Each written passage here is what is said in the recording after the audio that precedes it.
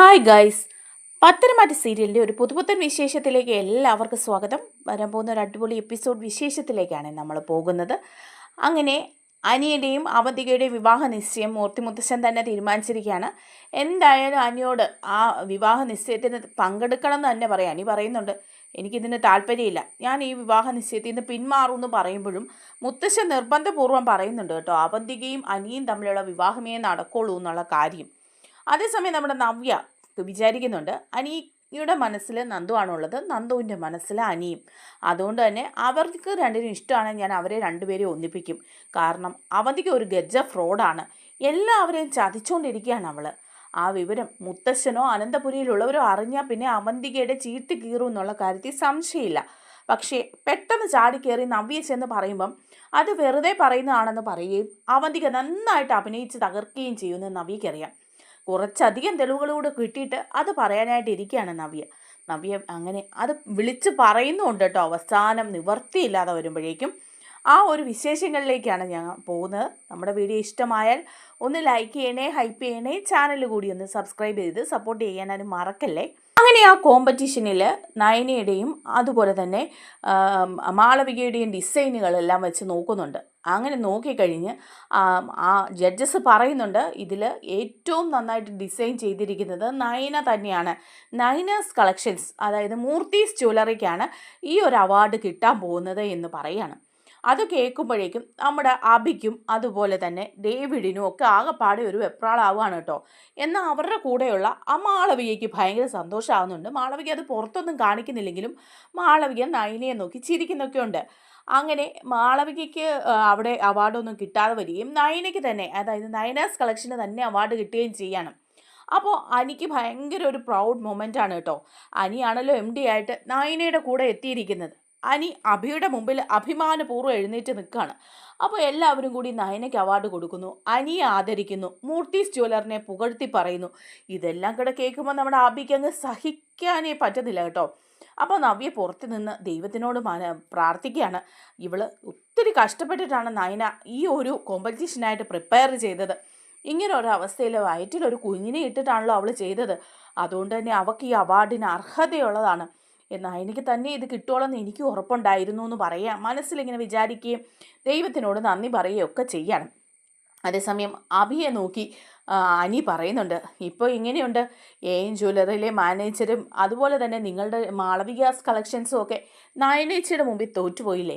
ഏതൊരവസ്ഥയിലാണേലും നയനേച്ചി ചെയ്യുന്ന കാര്യങ്ങളെല്ലാം ആത്മാർത്ഥതയോടെയാണ് ചെയ്യുന്നത്.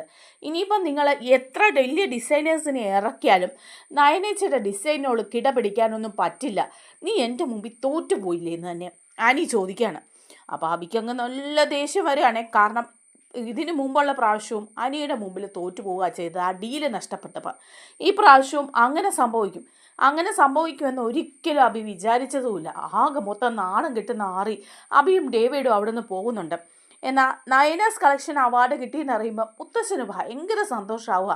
മുത്തശ്ശൻ നയനയെ വിളിച്ചിട്ട് പറയുന്നുണ്ട്, മോളെ അഭിനന്ദനങ്ങൾ, മോള് ഇത് നേടുമെന്ന് മുത്തശ്ശൻ അറിയായിരുന്നു. എന്നാലും ഇങ്ങനെ ഒരവസ്ഥയിൽ നീ ഒരുപാട് കഷ്ടപ്പെട്ടാണല്ലോ മോളെ ഇത് ചെയ്തത് എന്നൊക്കെ പറയുന്നുണ്ട് കേട്ടോ. അതേസമയം ആദർശ മുത്തശ്ശനും നയനയും തമ്മിലുള്ള സംസാരമൊന്നും അറിയുന്നുമില്ല. അങ്ങനെ എല്ലാവരും നന്നായിട്ട് അനിയെയും അതുപോലെ നയനയും അഭിനന്ദിക്കുകയൊക്കെ ചെയ്യാണ്. അനന്തപുരിയിലും എല്ലാവർക്കും നല്ല സന്തോഷമാവുന്നുണ്ട്, ജലജയ്ക്കൊഴിച്ച്. ജലജയ്ക്ക് നല്ല ദേഷ്യവും അസൂയയും ഒക്കെ തോന്നുകയാണ് കേട്ടോ. അതേസമയം നമ്മുടെ അവന്തികയ്ക്ക് ഒരു ഇഷ്ടക്കേടൊക്കെ തോന്നുന്നുണ്ട് അവരുടെ AM ജ്വല്ലറി തോറ്റുപോയില്ല. എന്നാൽ അനിയേട്ടൻ ഇത് നേടിയെന്ന് നോക്കുമ്പോഴേക്കും ഭയങ്കര സന്തോഷം തോന്നുകയാണ്. എല്ലാവരോടും പറഞ്ഞു കൊടുക്കുകയാണ്, അനിയേട്ടൻ ആ ഇതിൽ വിജയിക്കുമെന്ന് ഉറപ്പായിരുന്നു, എനിക്ക് ഒരുപാട് സന്തോഷമുണ്ടെന്നൊക്കെ പറയുക. എന്നിട്ട് അനിയുടെ അടുത്തേക്ക് എങ്ങനെ ചെന്നേച്ച് പറയാണ്, അനിയേട്ടാ കൺഗ്രാറ്റുലേഷൻസ്, അനിയേട്ടൻ ഇത് നേടുമെന്ന് എനിക്ക് അറിയായിരുന്നു. നമ്മുടെ മൂർത്തീസ് ജ്വല്ലറി AM ജ്വല്ലറിയെ തോപ്പിച്ച് ഇതൊക്കെ കരസ്ഥമാക്കിയില്ലേ, നയനേച്ചിയുടെ കഴിവ് ഭയങ്കരമാണ് എന്നൊക്കെ പറഞ്ഞ് അനിയുടെ മുമ്പിൽ ചെന്ന് ഭയങ്കര അഭിനയം കാഴ്ചവെക്കുകയാണ് അവന്തിക. അപ്പോൾ അനി പറയുന്നുണ്ട്, അവന്തികയെ ശരി താങ്ക്സ് എന്നൊക്കെ പറഞ്ഞ് ഒഴിവാക്കി വിടുക. അപ്പോൾ അവന്തിക പറയുന്നുണ്ട്, അനിയേട്ടൻ ഇപ്പോൾ ഓരോരോ നേട്ടങ്ങളും കൈവരിച്ചുകൊണ്ടിരിക്കുകയാണ്. ആദർശേട്ടനെക്കാട്ടിലും നന്നായിട്ട് കാര്യങ്ങൾ ചെയ്യാൻ അനിയേട്ടനാണ് കഴിവുള്ളത്. ചുമ്മാതല്ല മുത്തശ്ശൻ അനിയേട്ടനെ തന്നെ MD കസേരയിലേക്ക് ഇരുത്തിയത്, ആദർശേട്ടനെ മാറ്റിയതും.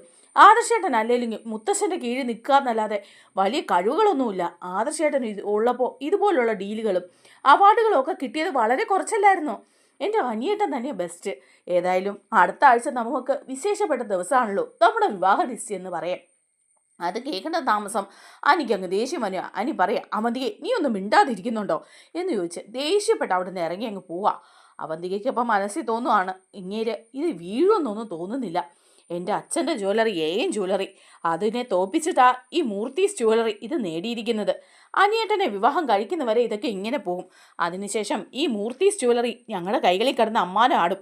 ഇപ്പോൾ അഭിയേട്ടനും അച്ഛനും ഒക്കെ വിഷമമായിട്ടുണ്ടാവും ഈ അവാർഡ് കിട്ടാത്തതിന്.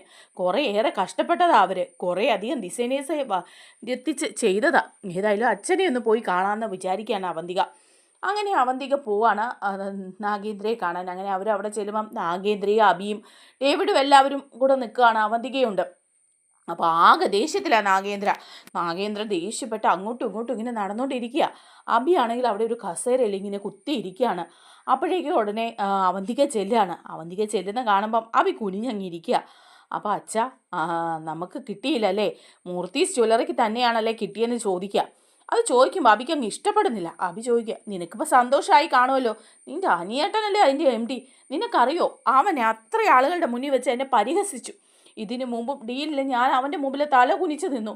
ഇപ്രാവശ്യവും എനിക്ക് അങ്ങനെ നിൽക്കേണ്ടി വന്നു.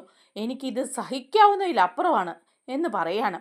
അപ്പോൾ അവന്തിക പറയാണ്, അതെ, അവിടെ നയനയാണ് ഉള്ളത്. നയനാസ് കളക്ഷനെ വെല്ലാനൊന്നും ആർക്കും പറ്റില്ല.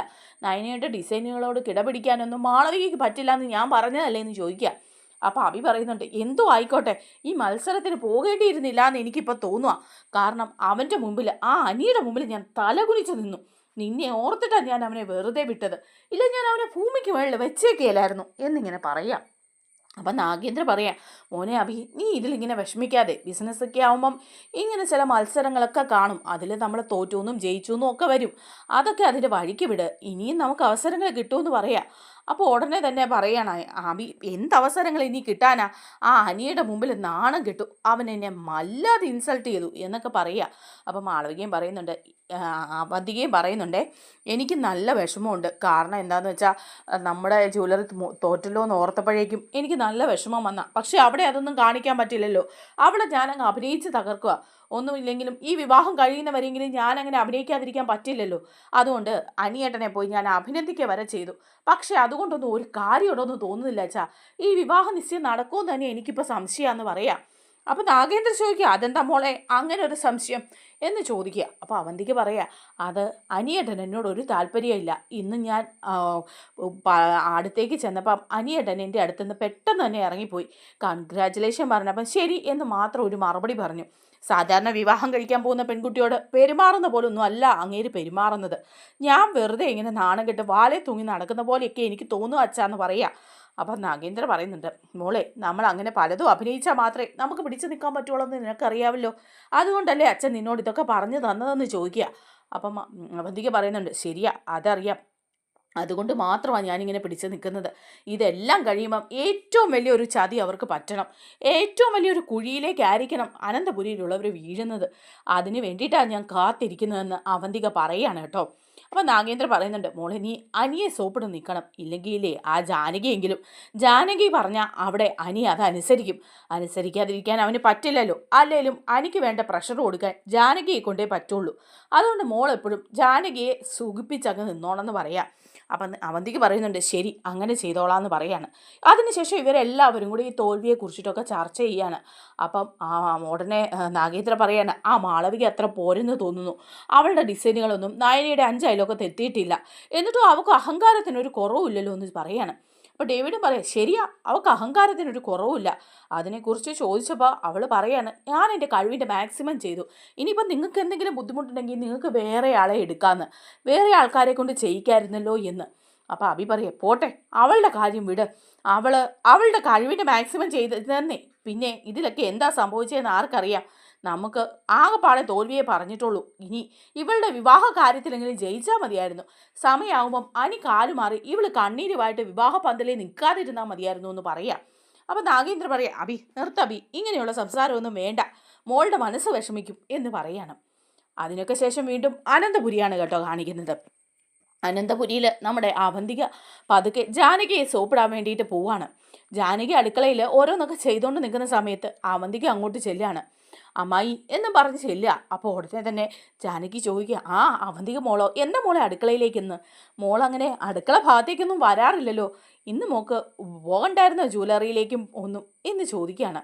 അപ്പോൾ പറയുന്നുണ്ട്, അല്ല ഞാൻ അമ്മായിയെ കാണാൻ വന്നതാ. ഇനിയിപ്പം വിവാഹമൊക്കെ ഉറപ്പിച്ചില്ലേ, അടുക്കളയിലൊക്കെ ഇടയ്ക്ക് കയറി നിങ്ങളൊക്കെ ചെയ്യുന്നത് കണ്ട് എന്തെങ്കിലുമൊക്കെ ചെയ്യണ്ടേന്ന് ചോദിക്കുക. അപ്പം നമ്മുടെ ദേവയാനി അവിടെ ഉണ്ട് കേട്ടോ. അപ്പോൾ ദേവയാനി പറയുക, തീർച്ചയായിട്ടും മോൾ അത്യാവശ്യം എന്തെങ്കിലുമൊക്കെ ചെയ്യാൻ പഠിക്കണം. അല്ല, നമ്മുടെ കുടുംബത്തിൽ അങ്ങനെ ആൾക്കാരുടെ ആവശ്യമൊന്നുമില്ല. ഇവിടെ ആവശ്യത്തിലധികം പേര് ജോലി ചെയ്യാനും ജോലിക്കാരും എന്ത് വേണമെങ്കിലും ഉണ്ട്. പക്ഷേ അങ്ങനല്ല മോളെ, എനിക്കൊരു ഗ്ലാസ് കാപ്പിയൊക്കെ സ്വന്തം കൈ കൊണ്ട് ഇട്ട് കൊടുക്കുമ്പം അവനതൊരു സന്തോഷമാകും. അതുകൊണ്ട് മോള് ഞങ്ങളുടെ കൂടെ ഇടയ്ക്കൊക്കെ വന്ന് നിന്ന് ചെറുതായിട്ട് എന്തെങ്കിലുമൊക്കെ പഠിക്കണമെന്ന് പറയുകയാണ്. അപ്പോൾ ജാനകിയും പറയാം, ശരിയാ മോളെ എന്ന് പറയുക. അപ്പോൾ ഉടനെ തന്നെ അവന്തിക പറയാം, അത് അമ്മായി ഒരു കാര്യം ഞാൻ പറയട്ടെ, അനിയേട്ടൻ എന്നോട് എപ്പോഴും ദേഷ്യപ്പെടുകയാണ്. ഇപ്പോഴും അനിയേട്ടൻ്റെ മനസ്സിൽ ആ നന്ദു ഉണ്ടോ എന്നുള്ള കാര്യം എനിക്ക് സംശയമാണെന്ന് പറയുക. അപ്പോൾ ഉടനെ ജാനകി ചോദിക്കുക, നന്ദുവൊന്നും അവൻ്റെ മനസ്സിലില്ല, അല്ലെങ്കിലും ആ വിവാഹം നടക്കില്ലല്ലോ. ഈ വീട്ടിലുള്ളവരും നന്ദുവിൻ്റെ വീട്ടിലുള്ളവരും അത് സമ്മതിക്കില്ല. നയനയും നവ്യയും ആരും സമ്മതിക്കില്ല. പിന്നെ നന്ദുവിനെ അവൻ എങ്ങനെ വിവാഹം കഴിക്കാനാ? അതൊക്കെ അവൻ മനസ്സിൽ നിന്ന് എടുത്ത് കളഞ്ഞെന്നേ മൂക്ക് തോന്നുന്നതെന്ന് പറയുക. അല്ല, ഞാൻ അടുത്തേക്ക് ചെല്ലുമ്പോഴും സംസാരിക്കുമ്പോഴും ഒക്കെ അനിയേട്ടൻ ഒരു അകൽച്ച പോലെയൊക്കെ കാണിക്കുന്നുണ്ടെന്ന് പറയുക. അപ്പോൾ ഉടനെ ജാനകി പറയാം, അത് മോനെ, അവൻ ആ അനാമികയുമായിട്ടുള്ള വിവാഹം നടന്നു, അതിൻ്റെ ഒരു ട്രോമയിലാണ്. എന്തെല്ലാം പ്രശ്നങ്ങളോ ഉണ്ടായത്. ആ ഒരു ട്രോമ കാരണം അവൻ ഇനി അടുത്തെങ്ങും ഒരു വിവാഹം വേണ്ടെന്നൊക്കെ തോന്നലുണ്ട്. അതുകൊണ്ടാണ് മോളോട് അടുപ്പം കാണിക്കാതിരിക്കുന്നത്. പിന്നെ അവനെയും കുറ്റം പറയാൻ പറ്റില്ലല്ലോ. ഇത്രയും നാളും മോളോട് അങ്ങനെ ഒരു വികാരം അവന് തോന്നിയിട്ടില്ല. മോളെ ഒരു സഹോദരിയെ പോലെയൊക്കെ തന്നെയല്ലേ അവൻ കണ്ടത്. പെട്ടെന്ന് വിവാഹം എന്ന് പറഞ്ഞപ്പം അവൻ എന്തോ ഒരു മനസ്സിന് വിഷമം പോലെ തോന്നി. അതുകൊണ്ടായിരിക്കും അവൻ അങ്ങനെയൊക്കെ പെരുമാറുന്നത്. മോൾ അതൊന്നും കാര്യമാക്കാൻ പോവണ്ട. മോൾ അവനെ പറഞ്ഞ് മനസ്സിലാക്കണം. അവനെ കാണുമ്പോഴൊക്കെ നന്നായിട്ട് സ്നേഹിക്കണം. അങ്ങനെ എല്ലാ പ്രശ്നങ്ങളും മാറ്റണം. അപ്പോൾ അവന്തിക പറയാം, അനിയേട്ടൻ ഈ വിവാഹ നിശ്ചയത്തിന് എത്തുമെന്ന് പോലും എനിക്ക് പ്രതീക്ഷയില്ല. കാരണം ഒട്ടും താല്പര്യമില്ലെന്ന് തന്നെയാണ് ഇന്നും എന്നോട് പറഞ്ഞത്. അപ്പം ജാനകി പറയാം, മോളെ, അവൻ മുത്തശ്ശൻ പറഞ്ഞ അനുസരിക്കാതിരിക്കില്ല. മുത്തശ്ശനും മുത്തശ്ശിയും കട്ടായം പറഞ്ഞിട്ടുണ്ട് ഈ വിവാഹത്തിൽ നിന്ന് പിന്മാറാൻ പറ്റില്ലെന്ന്. അതുകൊണ്ടാണ് അങ്ങനെയൊന്നും മോള് വിചാരിക്കേണ്ട. ദേ, ഈ കാപ്പി അവന് റൂമിൽ കൊണ്ട് കൊടുക്ക്. എന്നിട്ട് കുറച്ചു നേരം കൊച്ചു വർത്തമാനമൊക്കെ പറഞ്ഞിരിക്കെ എന്ന് പറഞ്ഞ് ജാനകി ഒരു ഗ്ലാസ് കാപ്പി എടുത്തിട്ട് കൊടുക്കുകയാണ് നമ്മുടെ അവന്തികയുടെ കയ്യിൽ. അവന്തിക ആ കാപ്പിയായിട്ട് പോകുന്ന വഴി ആലോചിക്കുകയാണ് അവന്തികയെ. എങ്ങനെയെങ്കിലും സോപ്പിട്ട് കാര്യം നേടണം. അവനെ അല്ലെങ്കിൽ അവൻ്റെ അമ്മയെ എന്തായാലും അവനെ തന്നെ വിവാഹം കഴിക്കാൻ പറ്റില്ല. എന്താണെന്ന് വെച്ചാൽ ഇപ്പോഴും മൂർത്തി ജ്വല്ലറിയുടെ MD ആണ്. ഓരോരോ നേട്ടങ്ങളും അനിയേട്ടൻ തന്നെയാണ് കൈവരിച്ചുകൊണ്ടിരിക്കുന്നത്. അതുകൊണ്ട് അനിയേട്ടനെ സ്വന്തമാക്കുക എന്നുള്ളത് എൻ്റെ ലക്ഷ്യമാണ്. അങ്ങനെ ആയാലേ ഉള്ളൂ ഈ അനന്തരപൂരിക്കാരോട് എൻ്റെ അച്ഛനുള്ള പകരം വീട്ടാൻ പറ്റുള്ളൂ എന്ന് വിചാരിച്ചുകൊണ്ടാണ് കേട്ടോ അവന്തിക പോകുന്നത്. അങ്ങനെ മുറിയിലേക്ക് ചെല്ലുമ്പം അനി അവിടെ ലാപ്ടോപ്പിൽ എന്തൊക്കെയോ ചെയ്തുകൊണ്ടിരിക്കുകയാണ്. അപ്പോൾ അടുത്തേക്ക് ചെല്ലുകയാണ് അവന്തിക. എന്നിട്ട് കാപ്പി ഗ്ലാസ് അവിടെ വെക്കുന്നുണ്ട് ടേബിളിൽ. അപ്പോൾ അനി പെട്ടെന്ന് അവന്തികയെ നോക്കുകയാണ്. എന്നിട്ട് ഒന്നും സംസാരിക്കാതെ വീണ്ടും വർക്ക് ചെയ്തുകൊണ്ടിരിക്കുകയാണ്. അപ്പോൾ അവന്തിക കുറച്ച് നേരം ലാപ്ടോപ്പിലൊക്കെ നോക്കി നിന്നിട്ട് ചോദിക്കുന്നുണ്ട്, അനിയേട്ടൻ ഞാൻ വന്നത് കണ്ടില്ല എന്നുണ്ടോ എന്ന് ചോദിക്കുക. അപ്പോൾ അനി പറയുന്നുണ്ട്, അല്ല ഞാൻ കണ്ടല്ലോ, നീ എൻ്റെ അടുത്ത് വന്ന് നിന്നാൽ എനിക്ക് കാണാൻ വയ്യാകി ഒന്നും ഇല്ലല്ലോ എന്ന് പറയുകയാണ്. അല്ല, ദേ കാപ്പി കൊണ്ടുവച്ചിരിക്കുന്നു എന്ന് പറയാം. ആ, ഞാൻ കുടിച്ചോളാം. അല്ല, നിന്നോട് ഞാനിപ്പം എനിക്ക് കാപ്പി വേണമെന്ന് പറഞ്ഞോ? ആ സമയത്തൊന്നും കാപ്പി കുടിക്കുന്ന ശീലമൊന്നും എനിക്കില്ല. ഇപ്പം ഇതും കൊണ്ട് എന്തിനാ അവന്തിക്ക് ഇങ്ങോട്ട് വന്നത്? അല്ല, നീ മനഃപൂർവ്വം ഒരു സീൻ ഉണ്ടാക്കാൻ വേണ്ടി വരുന്നതല്ലേ എന്ന് പറയാം. അപ്പോൾ ഉടനെ അവന്തിക പറയാം, അയ്യോ അതല്ല, അമ്മായി എൻ്റെ കയ്യിൽ ഈ കാപ്പി തന്നിട്ട് അനിയേട്ടന് കൂടെ കൊടുക്കാൻ പറഞ്ഞു, അതുകൊണ്ടാണ് ഞാൻ വന്നത്. എന്നോട് വെറുതെ ദേഷ്യപ്പെടാനൊന്നും നിൽക്കണ്ട. അപ്പോൾ അനി പറയാം, ശരി, ഈ സമയത്ത് ഞാൻ കാപ്പ് കുടിക്കില്ല എന്ന് അമ്മയ്ക്കും അറിയാം. പിന്നെ ഇത് നിൻ്റെ കയ്യിൽ കൊടുത്തു വിട്ടതിൻ്റെ ഉദ്ദേശം എന്താണെന്നും എനിക്കറിയാം. പക്ഷേ നിങ്ങളുടെ ഉദ്ദേശങ്ങളെല്ലാം സാധിച്ചു തരാൻ ഈ അനിയെ കൊണ്ട് പറ്റുമെന്നൊന്നും നിങ്ങളാരും വിചാരിക്കേണ്ട കേട്ടോ. അവന്തികെ, നീ കാപ്പി കൊണ്ട് വച്ചില്ലേ, ഇനി ഈ റൂമിൽ നിന്ന് ഇറങ്ങിയൊന്ന് പോയിക്കേ. അത് അനിയേട്ടാ, എന്താ അനിയേട്ടാ ഇങ്ങനെയൊക്കെ? നമ്മുടെ വിവാഹം വീട്ടുകാരായിട്ട് നിശ്ചയിച്ചു വെച്ചതല്ലേ. അടുത്ത ദിവസം വിവാഹ നിശ്ചയമാണ്. എന്നിട്ട് എന്നോടൊന്ന് സ്നേഹത്തോടെ സംസാരിക്കാനോ ഒന്നും പറ്റുന്നില്ല അനിയേട്ടന്. അനിയേട്ടൻ്റെ മനസ്സിൽ ഇപ്പോഴും നന്ദു തന്നെയാണോ എന്ന് ചോദിക്കാം. അപ്പോൾ എനിക്ക് ദേഷ്യം വരിക. അനി ചാടി എണീക്കുക. അവന്തികെ ദേ എൻ്റെ മുന്നിൽ നിന്ന് ഇങ്ങനെ അഭിനയം കാഴ്ചവെക്കരുത്. നീ എന്ത് കണ്ടിട്ടാണ് ഇപ്പം എന്നെ വിവാഹം കഴിക്കാനായിട്ട് തീരുമാനിച്ചത്? ഇത്രയും നാൾ നിനക്കില്ലാത്ത സ്നേഹം എന്നോട് എങ്ങനെയാണ് ഉണ്ടായത്? ഒരു സഹോദരനെ പോലെ പോലും നീ എന്നെ കണ്ടിട്ടില്ല, അതുപോലെ പോലും നീ സ്നേഹിച്ചിട്ടില്ല. പിന്നെ അയർലൻഡിൽ പോയിട്ട് വന്നപ്പം നിന്റെ സ്വഭാവമൊക്കെ അങ്ങനെ അങ്ങ് മാറിയെന്നും നീ നല്ല കുട്ടിയായി എന്നൊക്കെ വിശ്വസിക്കാൻ ഞാനത്ര മണ്ടനൊന്നുമല്ല. നിന്റെ ഉള്ളിലുള്ള ജീന് നിന്റെ അമ്മയുടെയും ഏട്ടൻ്റെയൊക്കെ തന്നെയല്ലേ. ആ ഒരു സ്വഭാവം നീ കാണിക്കാതിരിക്കില്ല എന്ന് എനിക്കറിയാം. അതുകൊണ്ട് എൻ്റെ മുറിയിൽ നീ ഇറങ്ങി പോകുന്നതാണ് നല്ലതെന്ന് പറയാം. ഇപ്പോഴും അനിയേട്ടൻ എന്നെ വിശ്വാസം ഇല്ലല്ലേ? ഞാനിനി എങ്ങനെയൊക്കെ എന്തൊക്കെ പറഞ്ഞ് വിശ്വസിപ്പിക്കണം? ഒന്നും പറഞ്ഞ് നീ വിശ്വസിപ്പിക്കേണ്ട. ദയവേദി മുറിയിൽ നിന്ന് ഇറങ്ങിപ്പോ എന്ന് പറയുമ്പം അങ്ങ് വിഷമിച്ച് ഇറങ്ങിപ്പോവാണ് അവന്തിക. ആ സമയം ഇതൊക്കെ കണ്ടുകൊണ്ട് ഈ ഒച്ചയും ബഹളമൊക്കെ കേട്ടുകൊണ്ട് നവ്യ ഇതൊക്കെ ശ്രദ്ധിച്ച് നിൽക്കുന്നുണ്ട്. നവ്യ ഇപ്പം മനസ്സിലിങ്ങനെ ആലോചിക്കുകയാണ്, അനിക്ക് ചേരുന്ന പെണ്ണ് നന്ദു തന്നെയാണ്. അനിയുടെ മനസ്സിൽ ഇപ്പോഴും നന്ദുവാണുള്ളത്, അതുപോലെ നന്ദുവിൻ്റെ മനസ്സിൽ അനിയും. അങ്ങനെയുള്ളിടത്തോളം കാലം അവർ തന്നെയാണ് ഒന്നാവേണ്ടത്. അവന്തിക അവൾ അനി പറഞ്ഞത് നേര് തന്നെയാണ്. ഇത്ര പെട്ടെന്ന് അവളുടെ സ്വഭാവമൊന്നും മാറില്ല. അല്ല, അഭി പറഞ്ഞല്ലോ അവന്തിക മാറിയിട്ടൊന്നുമില്ല, അവൾ നന്നായിട്ട് അഭിനയിച്ച് തകർക്കുവാണെന്ന്. അവൾ ഇപ്പോഴും അഭിയുടെയും അവൻ്റെ അമ്മയുടെയും ഒക്കെ കൂടെ തന്നെയാണ്. പിന്നെ അങ്ങനെയുള്ളവള് എന്തിനാണ് അനിയെ വിവാഹം കഴിക്കുന്നത്? അനിയ ഇപ്പോൾ മൂർത്തീസ് ജ്വല്ലറിയുടെ MD ആയതുകൊണ്ട് മാത്രം. അങ്ങനെയുള്ള അവളുടെ ഇഷ്ടങ്ങൾ നടക്കാൻ പാടില്ല. അനന്തപുരിയിലുള്ളവരെ അവൾ നൈസായിട്ടങ്ങ് ചതിക്കുകയാണ്. ആ ചതി എങ്ങനെയെങ്കിലും ഞാൻ പുറത്തു കൊണ്ടുവരും എന്നിങ്ങനെ നവ്യ വിചാരിക്കുകയാണ് കേട്ടോ. അങ്ങനെ നവ്യ വിചാരിക്കുന്നുണ്ട് ഈ വിവാഹവും നിശ്ചയമൊന്നും നടക്കുന്നതിന് മുമ്പ് ഈ സത്യങ്ങളൊക്കെ മുത്തശ്ശനോട് വിളിച്ച് പറയണം. മുത്തശ്ശൻ ഇതൊക്കെ അറിഞ്ഞാൽ മുത്തശ്ശൻ ഇതിനെയൊക്കെ എതിർത്തോളും എന്നിങ്ങനെ മനസ്സിൽ വിചാരിക്കുന്നുണ്ട്. അങ്ങനെ ഇരിക്കുമ്പോഴാണ് അനി അങ്ങ് വിഷമിച്ചിട്ട് നന്ദുവിനെ കാണാൻ പോവാണ്. നന്ദുവിൻ്റെ വീട്ടിലേക്കാണ് കേട്ടോ അനി ചെല്ലുന്നത്. അപ്പോൾ അവിടെ ചെല്ലുമ്പം കനകയും ഗോവിന്ദനും എല്ലാവരും ഉണ്ട്. അപ്പോൾ പെട്ടെന്ന് നന്ദു ഇറങ്ങി വരുവാ. നന്ദു ചോദിക്കുന്നുണ്ട്, എന്താ അനി, എന്തിനാ നീ ഇപ്പം ഇങ്ങോട്ട് വന്നത്? ഈ സമയത്ത് ഇങ്ങോട്ട് വരണ്ടായിരുന്നല്ലോ, എന്തിനാ വെറുതെ പ്രശ്നങ്ങൾ ഉണ്ടാക്കാൻ ഇങ്ങോട്ട് വന്നേന്ന് ചോദിക്കുക. അപ്പോൾ അനി പറയുന്നുണ്ട്, ഞാൻ ഇങ്ങോട്ട് വന്നത് നിനക്ക് ഇഷ്ടപ്പെട്ടില്ല എന്നറിയാം, നിൻ്റെ വീട്ടുകാർക്കും ഇഷ്ടപ്പെട്ടില്ല എന്നറിയാം. ചില കാര്യങ്ങളൊക്കെ എല്ലാവരോടും പറയാനാണ് വന്നത്. ഇനി ഇത് പറയാതിരിക്കാനൊന്നും എനിക്ക് പറ്റില്ല എന്ന് പറയാം. അപ്പോൾ കനകയും ഗോവിന്ദനും അങ്ങോട്ട് ഇറങ്ങി വരിക. അപ്പോൾ കനകയ്ക്ക് ഇഷ്ടപ്പെടുന്നേ ഇല്ല അനി വന്നത്. കനക മോഹൊക്കെ ഒന്ന് വളിപ്പിച്ചിങ്ങനെ നിൽക്കുകയാണ്. അപ്പോഴേക്കും ഉടനെ ഗോവിന്ദൻ ചോദിക്കുന്നുണ്ട് അനിയോട്, അല്ല എന്താ അനി ഈ സമയത്ത് ഇങ്ങോട്ട് വന്നത്? എന്തെങ്കിലും പറയാനുണ്ടോ എന്ന് ചോദിക്കുക. അല്ല, ഞാൻ എന്തിനാ വന്നതെന്ന് നിങ്ങൾക്കറിയാമല്ലോ. ഞാൻ നന്ദുവിനെ വിവാഹം കഴിക്കാൻ ആഗ്രഹിക്കുന്നുണ്ടെന്നുള്ള കാര്യം നിങ്ങൾക്കറിയാം. എന്നെ നന്ദുവിനും ഇഷ്ടമാണ്, നന്ദുവിനെ എനിക്കും ഇഷ്ടമാണ്. അങ്ങനെയുള്ളപ്പം ഞങ്ങൾ ഒന്നാകുന്നതല്ലേ നിങ്ങളൊക്കെ ശ്രമിക്കേണ്ടത്. നിങ്ങളുടെയൊക്കെ മനസ്സിലെ ഈഗോ കാരണം എനിക്ക് വയ്യ. അനാമികയെ വിവാഹം കഴിച്ചു, എല്ലാവരുടെയും നിർബന്ധത്തിന് വഴങ്ങി. എന്നിട്ട് എന്തായി? ഇനിയിപ്പം അവന്തികയെ വിവാഹം കഴിക്കണം ആ വീട്ടിലുള്ളവരെല്ലാവരും എന്നോട് പറയുന്നത്. എനിക്കത് സാധിക്കില്ല. ഒന്നാമത്തെ അവന്തികയെ ഞാൻ അങ്ങനെ കണ്ടിട്ടില്ല. പിന്നെ നന്ദു മാത്രമേ എൻ്റെ മനസ്സിലുള്ളൂ. അത് നിങ്ങൾക്കെല്ലാവർക്കും അറിയാവുന്ന കാര്യമല്ലേ. അപ്പോൾ കനക പറയാ, അനി പല പ്രാവശ്യം ഈ വിഷയം നമ്മൾ സംസാരിച്ചിട്ടുള്ള നന്ദു അനിയുടെ മനസ്സിലുണ്ടാവാൻ പാടില്ല. ആ കുടുംബത്തിലുള്ളവരെ ഇനിയും വിഷമിപ്പിക്കാൻ പാടില്ല. മുത്തശ്ശനും മുത്തശ്ശിയും എല്ലാവരും ചേർന്നിട്ടാണ് ഈ വിവാഹം ഉറപ്പിച്ചിരിക്കുന്നത്. അതുകൊണ്ട് അനി അവന്തികയെ വിവാഹം കഴിച്ച് സന്തോഷത്തോടു കൂടി ജീവിക്കണം. നന്ദുവിനെ അനി മറക്കണം. നന്ദുവിന് മറ്റു പല ആലോചനകളും വരുന്നുണ്ട്. ഇങ്ങനെ പ്രതിബിംബമായിട്ട് നിൽക്കാതെ അത് ഞങ്ങൾക്ക് നടത്തി കൊടുക്കണം. അതുകൊണ്ട് അനി നന്ദുവിനെ മറക്കുന്നത് തന്നെയാണ് നല്ലത്. അവന്തികയെ വിവാഹം കഴിക്കണം. ഇനി നിങ്ങളുടെ ജീവിതത്തിൽ ഒരു പ്രശ്നത്തിന് അല്ലെങ്കിൽ നിങ്ങളുടെ വീട്ടിൽ ഒരു പ്രശ്നത്തിന് എൻ്റെ മോള് നന്ദു ഉണ്ടാവാൻ പാടില്ല. ഞാനത് അവളോട് പറഞ്ഞിട്ടുണ്ട്. അവളുടെ ചേച്ചിമാർ രണ്ടുപേരും കെട്ടിക്കേറിപ്പോയ വീടാണ്. അവിടെ ഒരു പ്രശ്നം ഉണ്ടാക്കാൻ എൻ്റെ മോളെ ഞാൻ സമ്മതിക്കില്ല. അതുകൊണ്ട് അനി കൂടുതൽ നിർബന്ധിക്കരുത്. ദയവേത് അനി ഇനി നന്ദുവിനെ വന്ന് കാണുകയോ ഫോൺ വിളിക്കുകയോ ഒന്നും ചെയ്യരുത്. അനിയുടെയും അവന്തികയുടെയും വിവാഹമാണ് നടക്കേണ്ടത്. അപ്പം ഉടനെ അനി പറയും, ഓഹോ ഇപ്പം അങ്ങനെയൊക്കെയാണല്ലേ. ഞാനിവിടെ എരുതിക്ക് നിൽക്കുന്ന ആർക്കും പ്രശ്നമല്ല. അന്ന് അനാമികയും എൻ്റെയും കൂടെ വിവാഹത്തിൻ്റെ അന്ന് മനസ്സ് നോന്ന് നന്ദു എന്താ ചെയ്തതെന്ന് എനിക്കറിയാം. ഞാൻ ആ വിവാഹം നടക്കാതിരിക്കാൻ പല കാര്യങ്ങളും ചെയ്തിട്ട് എല്ലാവരും കൂടെ ഉപദേശിച്ചെന്നെ അനാമികയെ കൊണ്ട് വിവാഹം കഴിപ്പിച്ചു. എന്നിട്ടിപ്പോൾ എന്തായി? നന്ദു വന്ന് പോയി ആത്മഹത്യക്ക് ശ്രമിച്ചില്ലേ? അപ്പോൾ നിങ്ങളെല്ലാവരും മനസ്സിലാക്കേണ്ട ഒരു കാര്യമുണ്ട്. എൻ്റെ മനസ്സിൽ നന്ദുവും നന്ദുവിൻ്റെ മനസ്സിൽ ഞാനും ഉള്ളത്. ഞാൻ മറ്റൊരു വിവാഹം കഴിച്ചാൽ നന്ദുവിനും പ്രശ്നമാകും, നന്ദുവിനും മനപ്രയാസം ഉണ്ടാവും. അവളും എന്തെങ്കിലും കടുങ്കൈ ചെയ്താലോ? അപ്പം കനക പറയും, ഏയ് അവൾ കടുങ്കൈ ചെയ്യാൻ ഞങ്ങൾ നോക്കിക്കോളാം. ഇനിയും അനി ഇവിടെ നിന്ന് സംസാരിക്കൊന്നും വേണ്ട, അനി ചെല്ലെന്ന് പറഞ്ഞ് വിടുകയാണ്. അങ്ങനെ വിവാഹ നിശ്ചയമൊക്കെ ആവുകയാണ് കേട്ടോ. വിവാഹനിശ്ചയമാകുന്ന സമയത്ത് നമ്മുടെ മുത്തശ്ശന് ഈ വിവരങ്ങളൊക്കെ അറിയുന്നുണ്ട് കേട്ടോ. മുത്തശ്ശന് മനസ്സിലാവുന്നുണ്ട് നാഗേന്ദ്രയും അവന്തികയും തമ്മിൽ സെറ്റാണെന്നുള്ള കാര്യം. അവർ തമ്മിൽ പരസ്പരം സംസാരിക്കാറുണ്ടെന്ന്. അവന്തിക ഫോൺ വിളിക്കുകയാണ് കേട്ടോ അവിടെ നിന്നിട്ട് നാഗേന്ദ്രയെ വിവാഹ നിശ്ചയത്തിൻ്റെ അന്ന്. എന്നിട്ട് പറയുന്നുണ്ട്, അച്ഛനോട് എനിക്കൊരു കാര്യം പറയാനുണ്ട്. അച്ഛൻ വേണ്ടതായിരുന്നു എൻ്റെ വിവാഹ നിശ്ചയത്തിന്. ഇവരൊക്കെ നിൽക്കുന്നതിന് പകരം ഒന്നാം സ്ഥാനത്ത് അച്ഛൻ തന്നെ നിൽക്കണമായിരുന്നു. അതാ എൻ്റെ ആഗ്രഹം എന്ന് പറയാം. അപ്പം നാഗേന്ദ്ര പറയുന്നുണ്ട്, മോളെ നിന്റെ വിവാഹത്തിന് ഞാനായിരിക്കാം മുൻപന്തിയിൽ നിൽക്കുക, ആ അനന്തമൂർത്തി ആയിരിക്കില്ല എന്നൊക്കെ പറയാ.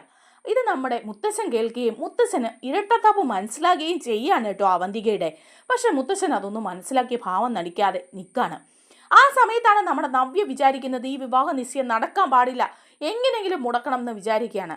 അപ്പോഴേക്കുമാണ് അനാമിക വന്ന് അവിടെ പ്രശ്നം ഉണ്ടാക്കുകയാണ്. അനാമിക പ്രശ്നം ഉണ്ടാക്കുമ്പോഴും എല്ലാവരും എതിർക്കുകയാണ് അനാമികയെ. അപ്പോൾ നവ്യ തന്നെ മുന്നോട്ട് വന്നിട്ട് പറയുന്നുണ്ട് മുത്തച്ഛനോടും എല്ലാവരോടുമായിട്ട്, ഈ അവന്തിക ഈ കുടുംബത്തെ ചതിക്കുകയാണ് ചെയ്യുന്നത്. അവളുടെ അച്ഛൻ നാഗേന്ദ്രയുമായി ചേർന്ന് കളിക്കുകയാണ്. ഈ അനന്തപുരി തറവാടിനെ ഇല്ലാതാക്കാൻ വേണ്ടിയിട്ടാണ് ഇപ്പോൾ അനിയെ വിവാഹം കഴിക്കുന്നത്. എല്ലാവരും അത് മനസ്സിലാക്കണം എന്ന് പറയാണ് കേട്ടോ. പക്ഷെ മുത്തച്ഛൻ ഇതൊക്കെ നേരത്തെ തന്നെ മനസ്സിലാക്കി വെച്ചിട്ടുണ്ട്. അവന്തിക്ക് നല്ല 8ന്റെ പണി കൊടുക്കുന്നുണ്ട് കേട്ടോ. നമ്മുടെ വീഡിയോ ഇഷ്ടമായാലൊന്ന് ലൈക്ക് ചെയ്യണേ, ഹൈപ്പ് ചെയ്യണേ, ചാനൽ കൂടി ഒന്ന് സബ്സ്ക്രൈബ് ചെയ്ത് സപ്പോർട്ട് ചെയ്യണേ. താങ്ക്